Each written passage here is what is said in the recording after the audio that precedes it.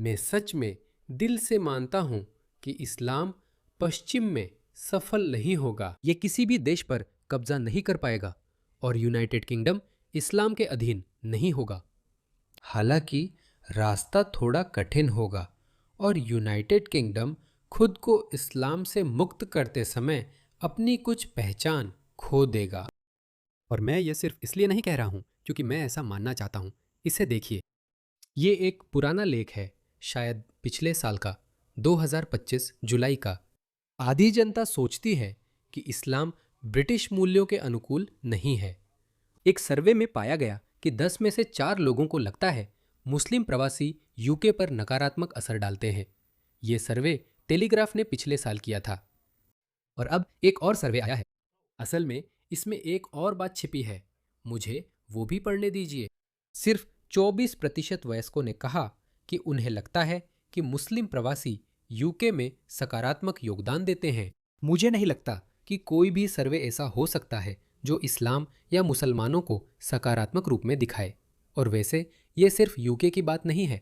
इसे देखिए, एक अध्ययन के अनुसार जर्मन लोग धार्मिक सहिष्णु हैं, लेकिन इस्लाम और मुसलमानों के प्रति नहीं। ये आश्चर्यजनक नहीं है। जीबी न्यूज़ ने नया सर्वे किया है और मैंने माजिद नवाज को काफ़ी समय से नहीं सुना, इसलिए मैं जानना चाहता हूँ इस वीडियो में क्या कहा गया है। 61% ब्रिटिश लोग मानते हैं कि सामाजिक अनुबंध टूट चुका है, जो चिंताजनक है। अब हर 5 में से 2 लोग मानते हैं कि मुसलमान ब्रिटिश समाज में घुल मिल नहीं सकते। सिर्फ 5 में से 2, यह संख्या ज्यादा होनी चाहिए। 5 में से 2 यानी 40%। इसे 5 में से 3 होना चाहिए, यानी करीब 60%। चलिए वीडियो देखते हैं। रिपोर्ट में कहा गया कि 5 में से 2 ब्रिटिश लोग मानते हैं कि मुसलमान यूके में घुल मिल नहीं सकते। ये मुझे दिलचस्प लगा। माजिद नवाज, आपका क्या विचार है? मुझे लगता है मिशेल, ये भावना कई दशकों से बनती आ रही है। ये कोई ऐसी चीज नहीं है जो बस कल ही सामने आई हो। बेशक ये भावना काफी हद तक उन ऑनलाइन घोटालों की वजह से और तेज हुई है जो हाल ही में सामने आए हैं। उदाहरण के लिए, जिन ग्रूमिंग गैंग्स की हम अभी बात कर रहे थे, इससे मदद नहीं मिलती। लेकिन असल में ब्रिटेन में मुस्लिम समुदायों के नेतृत्व दशकों से मुस्लिम समुदायों को दशकों से निराश कर रहे हैं। ब्रिटेन को भी निराश कर रहे हैं और हमें भी निराश कर रहे हैं। और सिर्फ इतना ही नहीं, जिम्मेदारी सिर्फ मुस्लिम नेतृत्व पर ही नहीं है। अगर हम बात करना चाहे तो मुझे तो पता भी नहीं कि वे कौन है, क्योंकि कोई केंद्रीय संरचना नहीं है जहां उन्हें किसी पद के लिए चुना गया हो या कुछ ऐसा हो।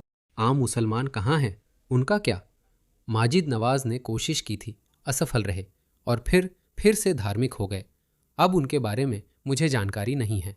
सच कहूं, मैं उन्हें फिलहाल नज़रअंदाज करता हूं। लेकिन बाकी उदारवादी मुस्लिम समुदाय का क्या? वो कौन सा कॉमेडियन था, गुस खान या कुछ ऐसा? उसका क्या? इन सभी तथाकथित गैर धार्मिक उदारवादी मुसलमानों का क्या? उनका क्या? उन्होंने ग्रूमिंग गैंग्स को हमेशा छोटा दिखाया और खुद को पीड़ित बताकर रोते रहे। उन्होंने कभी अपनी समुदाय के बुरे लोगों को नहीं लताड़ा, जैसे मोहम्मद हिजाब या वो पहला असली कौन था। उन्होंने अंजेम चौधरी को कभी नहीं लताड़ा, कभी नहीं। माजिद नवाज ने लताड़ा था। वो अपवाद है, इसी वजह से उसे समुदाय से बाहर कर दिया गया था। इसीलिए वह कुछ समय के लिए दूर हो गया था। अब वो लौट आया है। मुझे नहीं पता उसके साथ क्या हो रहा है, इसीलिए मैंने कहा उसे एक पल के लिए अलग रखो। बुश शेख, मुस्लिम सेलिब्रिटीज पर क्या? उनके बारे में क्या? मुझे याद है, एक महिला थी, उसका नाम भूल गया हूँ। वो किसी मॉर्निंग शो में थी।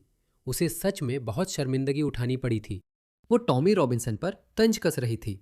उसने उससे कहा कि दूसरों के साथ बदतमीजी करना बंद करो, तब लोग तुम्हारे पीछे नहीं आएंगे, तुम्हें मारने की कोशिश नहीं करेंगे। तो सबसे पहले उसने इसका समर्थन किया। उसने सी शब्द कहा। 5 साल बाद उसने कहा, इस्लाम की आलोचना के बाद मुझे जान से मारने की धमकियां मिल रही है। हाँ, वो एक जोरदार थप्पड़ जैसा पल था। यहाँ तक कि वो मुसलमान भी, जो अपनी कम्युनिटी के खिलाफ आवाज उठानी चाहिए, डरकर पीछे हट जाते हैं। वो चुप हो जाते हैं, वो डरपोक बन जाते हैं, वो कुछ भी कहना नहीं चाहते, क्योंकि उन्हें, देखिए, मुझे गलत मत समझिए, ये आसान रास्ता नहीं है। जो मैं करता हूं वो आसान रास्ता नहीं है जिस पर चला जाए। अगर आप अपने हितों की रक्षा चाहते हैं तो सिर्फ फिलिस्तीन के लिए ही सड़क पर मत उतरिए। हर बार जब आपको लगे कि आपके साथ अन्याय हुआ है या नस्लवाद है या पक्षपात है या इस्लामोफोबिया है तब बाहर आइए, सिर्फ उसी समय बाहर मत आइए। वो आसान है। ये आसान इसलिए है क्योंकि गोरे लोग इसे स्वीकार करते आ रहे हैं। गोरे लोग सबसे लंबे समय से अपनी आलोचना का स्वागत करते आ रहे हैं, लेकिन अब समय बदल रहा है। समय बदल रहा है दोस्तों। अब इसे और बर्दाश्त नहीं किया जाएगा, तो जल्दी करो।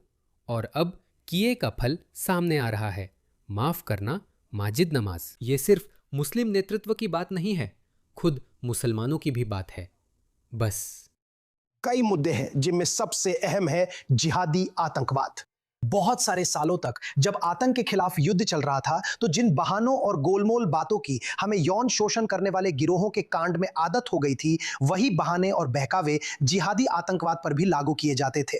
मिशेल, आपको याद होगा, हम सब इतने बड़े हैं कि आतंक के खिलाफ युद्ध और इस देश में इस्लामिक कट्टरता और उसके पैरोकारों के लिए किए गए बहानों को याद कर सकते हैं, जब वे हमारे देश के सामाजिक अनुबंध को कमजोर करने की कोशिश कर रहे थे। मुस्लिम समुदाय के नेता तैयार नहीं थे। असल में उन्होंने कट्टरता की निंदा करने से कतराए और बहाने बनाए, जैसे ग्रूमिंग गैंग्स जांच में किया। अच्छा मुद्दा है। ये सिर्फ मुस्लिम नेतृत्व की बात नहीं, खुद मुसलमान भी। माजिद, माफ करना। माफ करना, मौका निकल गया है। अब तुम उसके पीछे नहीं छुप सकते। यही बहाना आतंकवाद के खिलाफ युद्ध वाले दौर में भी इस्तेमाल किया था। वे कहते हैं कि ज्यादातर मुसलमान अच्छे हैं, सिर्फ कट्टरपंथी ऐसा करते हैं।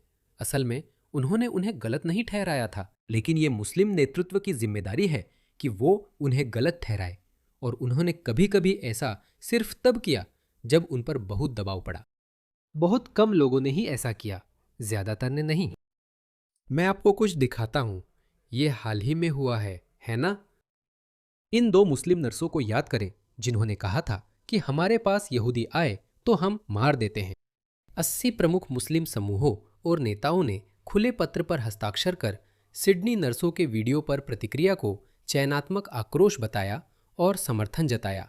इसे देखें। वहां डॉक्टर रत्ताब और डॉक्टर उस्मान बद्र भी है। मैं डॉक्टर उस्मान बद्र को जानता हूं। डॉक्टर उस्मान भाई, हे भगवान, तो किसने इन्हें आपके प्रतिनिधि बनाया? क्यों? मैं मुसलमानों को इनके खिलाफ खुलकर विरोध करते क्यों नहीं देखता कि ये लोग हमारा प्रतिनिधित्व नहीं करते। नहीं, लेकिन आपके मुसलमान तब बाहर आते हैं जब इजराइल गाजा के साथ युद्ध करता है। तो अब भविष्य आप लोगों के लिए अच्छा नहीं होने वाला है। देखिए, भविष्य मेहरबान नहीं होगा। भविष्य मेहरबान नहीं होगा। माफ कीजिए माजिद नवाज। आप सिर्फ जिम्मेदारी को मुस्लिम समुदाय से मुस्लिम नेतृत्व पर नहीं डाल सकते।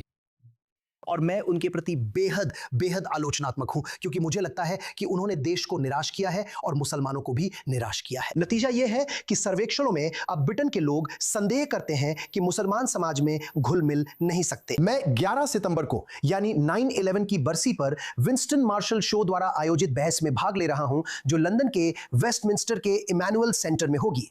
हम बहस कर रहे हैं, क्या इस्लाम पश्चिम के साथ संगत है? मुझे इस स्थिति में डाला ही नहीं जाना चाहिए था। लेकिन दुर्भाग्यवश अगर लोग ग्रूमिंग गैंग से इनकार करते रहेंगे, कट्टरता से इनकार करते रहेंगे और हमारी समुदायों में मौजूद कुछ ज्यादा सामाजिक रूप से रूढ़िवादी समस्याओं से इनकार करते रहेंगे, तो निश्चित रूप से देश हमारे खिलाफ हो जाएगा। तो लेकिन फिर मैं हमेशा ये जानने के लिए उत्सुक रहती हूँ कि इस इनकार के पीछे क्या है। उदाहरण के लिए, और मैं हमेशा इस बात को याद करती हूँ, माजिद नवाज, आपने इन लोगों के खिलाफ कितनी बार खुलकर बोला है? चलिए यहीं से शुरू करें। कारण क्यों? आपको उनसे लड़ना है क्योंकि वे यहूदी और ईसाई हैं। तुम्हें लड़ना चाहिए। मोहम्मद जाब इतने लोकप्रिय क्यों हैं? उनके 10 लाख सब्सक्राइबर क्यों हैं? अली दावा के भी 10 लाख सब्सक्राइबर क्यों हैं? आपके आसपास जो साम्राज्य हैं या आपके आसपास जो हुकूमतें हैं जो यहूदी या ईसाई हैं, जब तक वे जिजिया नहीं देते, और फिर इसका तरीका हदीस में बताया गया है। 3 विकल्प दिए गए हैं, या तो आप जिजिया दें, या आप ये करें, या आप वो करें। हाँ, हम इस बात के लिए माफ़ी नहीं मांगते, यही सच है। आपके धर्म में विस्तारवादी तत्व होना चाहिए, इसलिए मुसलमानों और गैर मुसलमानों में शांति की कोई संभावना नहीं है। इस्लाम कई मायनों में एक योद्धा धर्म है। वे इस बात पर माफी नहीं मांगते, ये विस्तार पर केंद्रित है। ये विजय और ऐसी बातों के बारे में है। वे इसे छुपाने की कोशिश भी नहीं करते। वे कोई चालाकी भी नहीं दिखाते। वे बस इसे कहते हैं, जैसा है वैसा ही कहते हैं।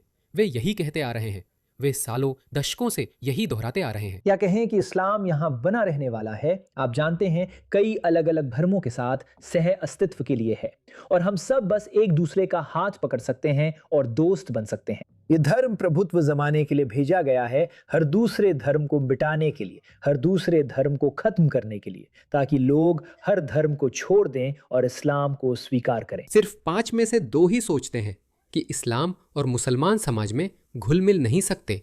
अरे भाई दोस्तों, मुझे खुशी है कि ये बड़े स्तर पर हो रहा है, जो सर्वे में दिखता है। और अगर इसे हासिल करने के लिए लड़ाई करनी पड़े तो फिर लड़ाई करनी ही पड़ेगी, क्योंकि जिहाद का हुक्म देने का सबसे बड़ा उद्देश्य अल्लाह के शब्द को सबसे ऊंचा और काफिरों के शब्द को सबसे नीचा बनाना है, चाहे काफिरों को यह पसंद ना भी हो। लेकिन हमें इसे कहने में कोई झिझक नहीं है, और हमें नहीं लगता कि इसे कहने में हमें कोई शर्म महसूस करनी चाहिए। वे काफिरों को मारने के तरीकों पर चर्चा करते हैं। मैंने यह वीडियो पहले भी दिखाया है, लेकिन बार बार चलाना पड़ेगा ताकि ज्यादा लोग देखें। उनके लिए जितनी ताकत और जितने घोड़े जुटा सकते हो जुटाओ, ताकि तुम डर पैदा कर सको। तुम अल्लाह के दुश्मनों को डराओगे। हाँ, अल्लाह के दुश्मन और तुम्हारे दुश्मन मैं करूंगा। सुभान अल्लाह, मैं दुश्मनों के दिल में डर भर दूंगा।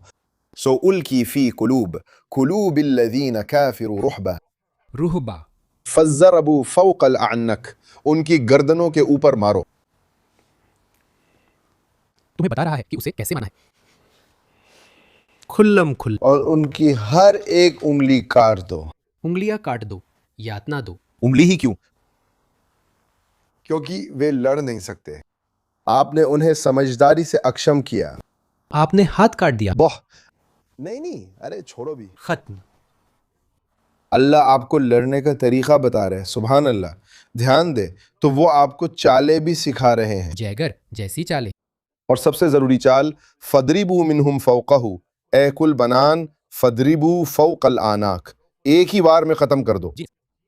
देखो वो, देखो उसको चेहरे के भाव।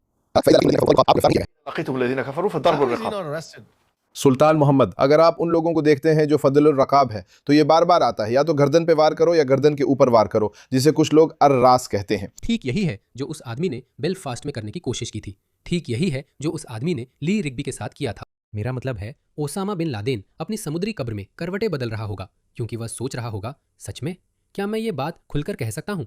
क्योंकि उसने झूठ बोला था। उसने शुरू में झूठ बोला था। उसने कहा नहीं नहीं नहीं, मैंने ये नहीं किया। लेकिन फिर उसने कहा हाँ ठीक है, हाँ बिल्कुल हमने ही किया था। हमें इसके बारे में घुमा फिरा कर बोलना पड़ा, लेकिन वह कुछ ऐसा कह रहा होता, अरे हम बस इसे कह सकते हैं। और फिर भी हमारे पास पश्चिम में ऐसे बेवकूफ़ हैं जो अब भी 5 में से 2, ये 5 में से 4.5 होना चाहिए। मैं जो उदाहरण देने जा रही हूं, और उम्मीद है कि आप में से कई लोग अगर उस समय याद नहीं है तो वापस जाकर उसे देख चुके होंगे। वहां एक बहुत बड़ा, ये एक तरह से जैसे एक अभ्यास था अगर आप चाहें, जिसमें सभी आपातकालीन सेवाओं को एक साथ लाया गया था। और उन्होंने मैनचेस्टर में एक जगह चुनी जो बड़ा ट्रैफर्ड सेंटर, शॉपिंग सेंटर है मैनचेस्टर में। तो उन्होंने ये बड़ा आतंकवादी हमले का अभ्यास किया। उन्होंने सभी सेवाओं को एक साथ लाने की कोशिश की, एक आतंकवादी हमले की नकल की, है ना? हम सब कैसे प्रतिक्रिया देंगे? बहुत अच्छा प्रशिक्षण अभ्यास था, बहुत ही उपयोगी वाकई में। हालांकि उन्होंने हमले की शुरुआत एक अभिनेता के दौड़ते हुए आकर अल्लाहू अकबर चिल्लाने से की। अब उस समय ज्यादातर आतंकवादी हमले जो हो रहे थे, और मैं कहूंगी कि हम बहुत तनावपूर्ण समय में थे, वे इस्लामवादी आतंकवादी हमले थे जो हुआ, और मैं यकीन नहीं कर पाई कि ऐसा हुआ।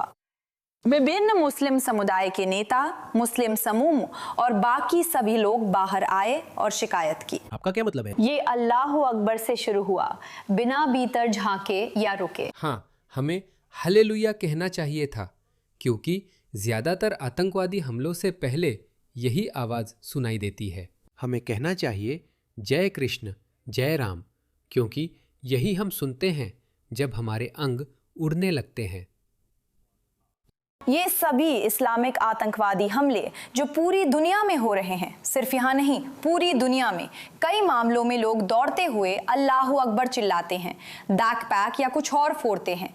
असल में ये देखने के बजाय कि उसमें सच्चाई थी, उन्होंने उदाहरण के लिए ग्रेटर मैनचेस्टर पुलिस पर इतना दबाव डाला कि पुलिस ने मुस्लिम समुदाय से माफी मांग ली। वे माफी चाहते हैं और वादा करते हैं कि ऐसा दोबारा नहीं होगा। मैं कह सकता हूं हम अभी नाइजेल फराज की वेस्टमिंस्टर यूनी पार्टी के खिलाफ चर्चा कर रहे थे। मैं चाहता हूं कि दर्शक समझे मुस्लिम समुदायों में भी इसका रूप है। हमारे नेता वेस्टमिंस्टर यूनी पार्टी की तरह फराज के खिलाफ एकजुट हो रहे हैं। मुस्लिम समुदाय के नेता अपने उद्देश्य के लिए उपयुक्त नहीं हैं और कट्टरता को चुनौती देने वालों के खिलाफ एकजुट हो जाते हैं। वे उन्हें बहिष्कृत और अलग थलग कर देते हैं और फिर उनके खिलाफ फतवे जारी करने के लिए उकसाते हैं। जैसे वेस्टमिंस्टर यूनी पार्टी मामले में फराज के खिलाफ चरित्र हनन होता है, वैसे ही ये नेता उदारवादी मुस्लिम आवाजों के खिलाफ करते हैं। इस देश में इस्लामवाद समर्थक नेतृत्व ने हमें अपने कब्जे में ले लिया है और जो राजनीतिक नेता है, जैसे कि संसद में मौजूद मुस्लिम नेता, वे भी अगर शिष्टता से कहें तो इतने समझदार नहीं हैं कि उन्हें पता चल सके कि असल में क्या हो रहा है।